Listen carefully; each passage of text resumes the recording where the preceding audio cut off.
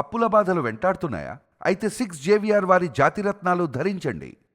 ఆకాశం అమ్మాయి నీలా ఉంటుందా, నీలా ఉంటుందా, ఆనందం అల్లర చేస్తే నాలా ఉంటుందా, నాలా ఉంటుందా, ఓలా ఓలా నీ కళ్ళల్లో నీ చిక్క ఏ పిల్ల, ఓలా ఓలా నీ జాన వచ్చేసి సిగ్గేసి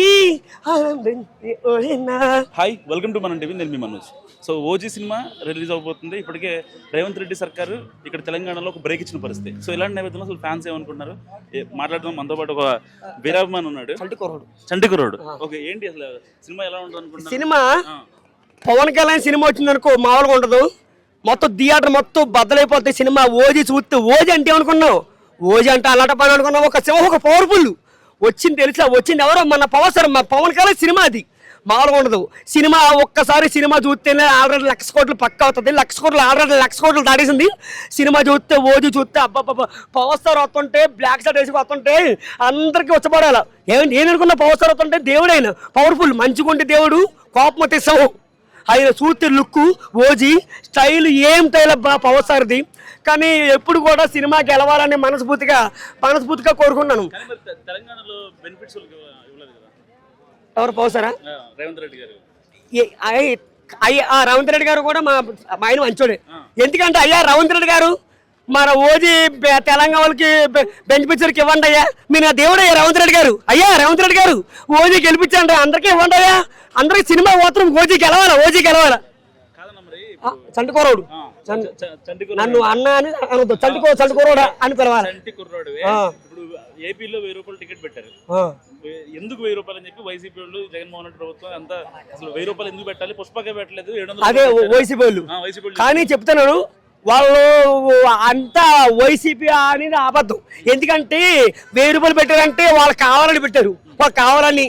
ఎందుకంటే మళ్ళీ పోటీ ఎలక్షన్ మళ్ళీ ఎవరో చంద్రబాబు సీఎం, పవన్ కళ్యాణ్ మళ్ళీ ప్రధానమంత్రి. మళ్ళీ ఎలక్షన్లో పవన్ కళ్యాణ్ ప్రధానమంత్రి ఏమంటారు? పవన్ కళ్యాణ్ ప్రధానమంత్రి అంతే అవ్వాల. చాలా మంది కూడా రోడ్డు మీద బీరు బాటిల్ పగలు చెప్తున్నారు, ఏమన్నా ఒక పరుగు చెప్తున్నారు. పవన్ కళ్యాణ్ పరుగు పోతుంది, పవన్ కళ్యాణ్ పరుగు చెప్తున్నారు. మరి పరుగు తినక తప్పు కదా, ఆయన పరుగు కావాలి. జగన్మోహన్ రెడ్డి గారు రేవంత్ రెడ్డికి ఫోన్ చేసి ప్రీమియర్ షోలకు అనుమతి ఇవ్వద్దని చెప్పారంట. అది నిజమే. కానీ ఇప్పుడు ఆయన పవసర్ ఒప్పుకోడు. అయినా ఎవరిది సినిమా ఓజీ పవసర్ ఒప్పుకోడు. ఒక సింహంలో ఉన్నారంటే పవసారు ఓ పవన్ కళ్యాణ్ నమ్ముకోండి. ఏదంటే ఎప్పుడున్నా ఇప్పుడు జగన్ ఓడించాడు ఎవరనుకున్నావు? ఇప్పుడు పవన్ కళ్యాణ్ అయితే ఈ ఎప్పుడు జగన్ ఊడించాడు. ఊడించింది ఎవరు? పవసారు. బాయ్ జగన్ అన్నాడు. ఎప్పుడు బాయ్ అన్నాడు, బాయ్ వెళ్ళిపోయాడు. లైఫ్ లో జగన్ రాడు, మళ్ళీ పక్క జైలుకి వచ్చాడు జగన్. లైఫ్ లో జగన్ రాడు, జగన్ వల్ల కరోనా వచ్చింది. చంటికుర్రోడు పవన్ కళ్యాణ్ గురించి నీకు ఒక మంచి విషయం అందరికి తెలుసు. ఆయన ప్రశ్నిస్తాడు, మంచిగా పోరాడతాడు, ప్రజల పక్షాన్ని నిలబడతాడు అని తెలుసు అందరికి. ఎందుకంటే ఆయనలో తెలియని విషయం కూడా చెప్పు. అయ్యా ఒక మాట, పవర్ స్టార్ ఇంతవరకు ఎవరిని అన్నం చేయలేదు. పవన్ కళ్యాణ్ ఎవరిని అన్నం చేయలేదు. పేదవాళ్ళకి లేని వాళ్ళకి కడుపు నిండా పోయిన పెట్టారు పవర్ స్టార్ పవన్ కళ్యాణ్. పిఠాపురంలో 5 రూపాయలు పోయిను. అంతకంటే కూడా పవర్ స్టార్ మీ తప్పుగా అర్థం చేసుకున్నారు. చాలా మంచి పవన్ కళ్యాణ్ తెచ్చుకోండి నా మాట్లాడి. ఆయన దేవుడు పవన్ కళ్యాణ్. మనతో పాటు మరొక పవన్ కళ్యాణ్ వీరాభిమాన్ ఉన్నారు. హాయ్, నీ పేరు? హాయ్ అన్న, గణాకంటూ. ఓజీ మీద నీ ఎక్స్పెక్టేషన్స్ ఏంటి? అంటే ఇన్ని రోజులు మా హీరోని ట్రోల్ చేశారు, పడ్డాం, ఇంకా తీసుకున్నాం. ఎన్నన్నా ఈసారి గుర్తుపెట్టుకోండి, 100 crores పక్కా రాసి పెట్టుకోండి. నా ఇన్స్టా ఐడి కూడా ఇస్తున్నా, గణాకంటూ. దానికి డిఎం చేయండి, ఏదంటే మాట్లాడుకుందాం. ఈసారి అయితే పక్కా హిట్ కూడా. అందుకే బ్రో చెప్తున్నా, ఇన్ని రోజులు ట్రోల్ చేశారు కదా మా వాడిని. ట్రోల్ చేసినప్పుడు మేము పడ్డాం. ఏంటంటే సినిమా హిట్ ఆర్ ఫ్లాప్, 2 రాష్ట్రాలకు ఒకటే దేవుడు, కళ్యాణ్ బాబులకే బాబు. ఇంకా మీరు ఫిక్స్ అయిపోండి, ఈ సినిమాతో ఫుల్ మీల్స్ అయిపోతుంది. మా ఇంకా ఫిక్స్ అయిపోయాం మేమైతే. యా, అంటే చాలా రోజులు ట్రోల్ అయ్యారు హరిహర వీరమల్లు. సెకండ్ హాఫ్ కొంచెం డిసప్పాయింట్ అయ్యాం మేము కూడా. దీంతో మాకు ఈ సినిమా మొత్తం ఫుల్ఫిల్ చేస్తుంది. సాహోతో డైరెక్టర్ గారు ఆయన డైరెక్షన్ ఎలా ఉంటుందో నిరూపించుకున్నారు. ఈ సినిమాతో మొత్తం ర్యాంప్ బాక్స్ ఆఫీస్ని మింగేస్తున్నాం అంతే, ఇంకా నో డౌట్. యా, అంటే చాలా వరకు ట్రోల్ చేశారు కదా, మీ అందరికీ ఇదే అనమాట చెప్పడం. ఎందుకంటే ట్రోల్ చేశారు, అయిపోయింది. మరి ఇంకెంత నెగిటివ్ ట్రోల్ చేసినా ఏం చేసినా ఓజీని ఆపే మగాడు ఇంకా రాలేడు కూడా. ఫిక్స్ అయిపోండి, రాసి పెట్టుకోండి, రికార్డులన్నీ బ్రేక్ చేస్తున్నాం. ఇక్కడ ప్రీమియర్స్ కొంచెం ఎఫెక్ట్ పడింది తెలంగాణలో. అంత పెద్ద నెగ్లిజిబుల్ అనుకోండి.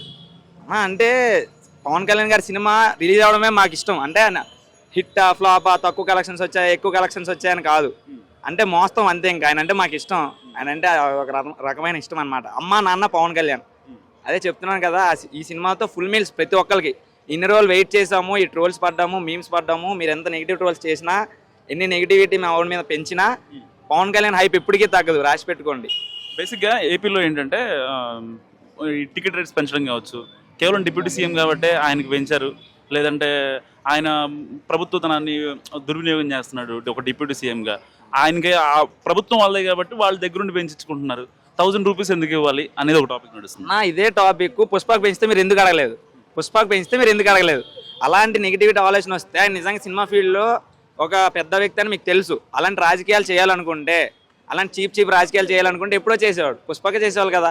ఆయన ఎప్పుడు అలా అనుకోడు. తెలుగు ఇండస్ట్రీ బాగుండాలనుకుంటాడు, తెలుగు రాష్ట్రాలు 2 బాగుండాలనుకుంటాడు, ప్రజలు బాగుండాలనుకుంటాడు, ప్రతి ఒక్క ఆర్టిస్ట్ బాగుండాలనుకుంటాడు. కాబట్టి ఆయన మిగిలిన సినిమాలు పెంచినప్పుడు కూడా అలా ఏం అనలేదు. ఇప్పుడు పెంచారు, మేము అలా ఏం అనుకోవట్లేదు. ఇప్పుడు సినిమా చూడాలనుకుంటున్నప్పుడు వెళ్తాం కదా. ఇప్పుడు మందు రేట్లు పెంచితే ఎవరు అడగరు, అది ఏం పర్లేదు.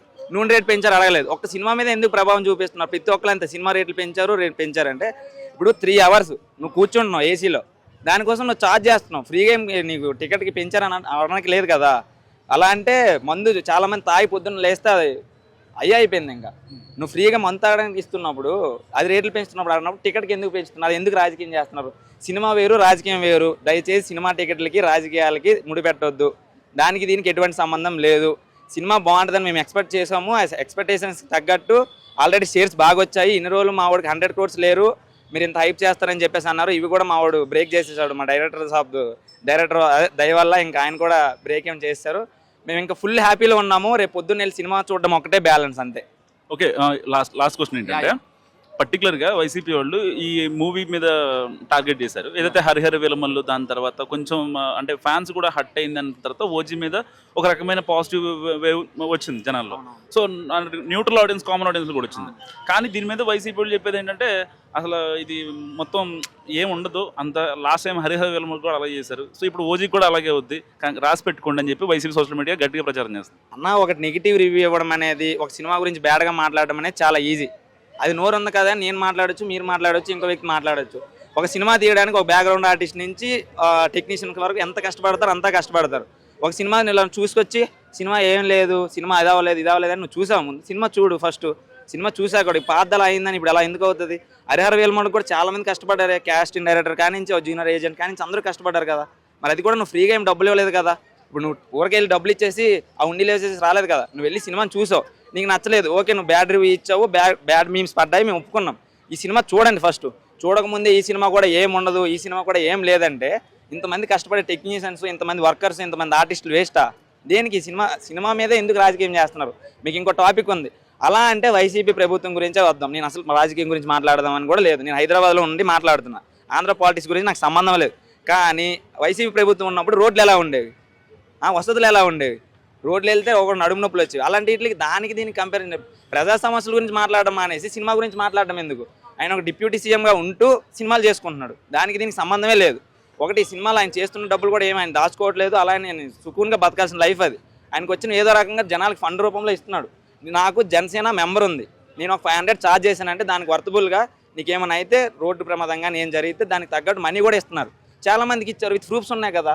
దానికి మీరు నెగిటివిటీ పెంచడం ఏంటి? దానికి సంబంధం ఏంటి అసలు? మాట్లాడదాం. మరో పవన్ కళ్యాణ్ అభిమానులు ఉన్నారు. హాయ్, మీ పేరు? నా పేరు సతీష్. ఏంటి ఓజీ గురించి ఏమనుకుంటారు? ఎక్స్పెక్టేషన్స్ ఎలా ఉన్నాయి? OG is more than the block buster movie. అంటే ఆయన ఏంటంటే ఒక ఎవరెస్ట్ శిఖరం. మనం ఎవరెస్ట్ శిఖరాన్ని మనం దగ్గరగా చూడాలంటే 2 కళ్ళు సరిపోవు ఇప్పుడు. ఎందుకంటే అది ఒక భావోద్వేగమైనటువంటి సంఘటన. ఎందుకంటే పవన్ కళ్యాణ్ గారిది ఒక క్యాలెండర్ ఇయర్లో 1 month గ్యాప్లో ఒక పెద్ద హీరో సినిమా రావడం అనేది అరుదుగా జరుగుతుంది.